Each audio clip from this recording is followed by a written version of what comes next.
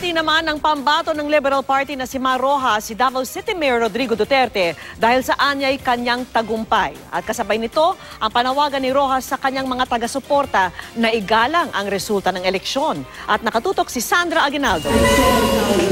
Nagtipon-tipon kagabi sa Liberal Party headquarters sa Quezon City ang mga supporter ni Mar Roxas. Masaya sila tuwing ibabalita ang boto ni Leni Robredo na noon ay gitgitan kay Senador Bongbong Marcos. Pero tahimik kapag binabanggit si Roxas. Pero napuhayan din ang loob nang pumangalawa na si Roxas sa bilangan. Alauna ng hapon nang humarap si Roxas sa media at mga taga-suporta sa Liberal Party headquarters sa Cubao. Nagpasalamat kay Pangulo Aquino sa kanyang partido at sa mga sumuporta at tumulong sa kampanya. Sa kanyang speech, binati niya si Davao City Mayor Rodrigo Duterte na nangunguna ngayon sa bilangan.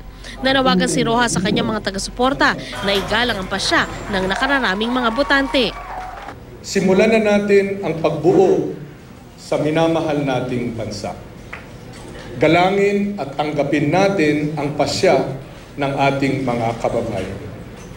Ayon sa unofficial count ng COMELEC, malinaw na si Mayor Rodrigo Duterte ang magiging susunod na Pangulo ng Republika ng Pilipinas. Digong, I wish you success. Pero sabi ni Roxas, dapat pa rin maprotektahan ng kanyang mga supporter ang boto ng kanyang running mate na si Leni Robredo. Ngayon, hindi pa tapos ang laban ni Leni. Angat siya, lumalaban siya. Patuloy tayong magbantay, manalig at sumuporta. Siguraduhin natin na mabibilang ng tama ang kanyang boto. Habang nagsasalita si Roxas, nakikinig lang sa tabi ang kanyang misis na si Corina. Pero ang ilang taga-suporta napaiyak. Kailangan ding labanan ni Roxas ang kanyang emosyon. There are many tears in the room. Let me tell you,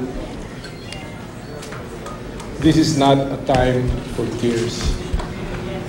For our country, we have had a peaceful, successful transfer of power. It's not about me. It's not about anyone. It's about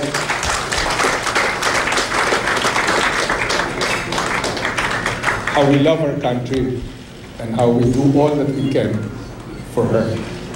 Sa puntong ito, naging emosyonal na ang mga staff ni Roxas na nakasama niya sa kampanya. Dumaloy na rin ang luha ng mga supporter. Ayon sa aming sources, bago magbigay ng statement si Roxas, nakipag-meeting ito sa mga leader ng LP at kay Robredo. Umaga pa lang daw, buo na ang isip ni Roxas na mag-concede. Pero gusto raw niyang makatiyak na hindi bibitiw ang mga tauhan nila sa pagbabantay sa pagbibilang ng natitirang boto ni Robredo. Sandra Aguinaldo, nakatutok, 24 Oras.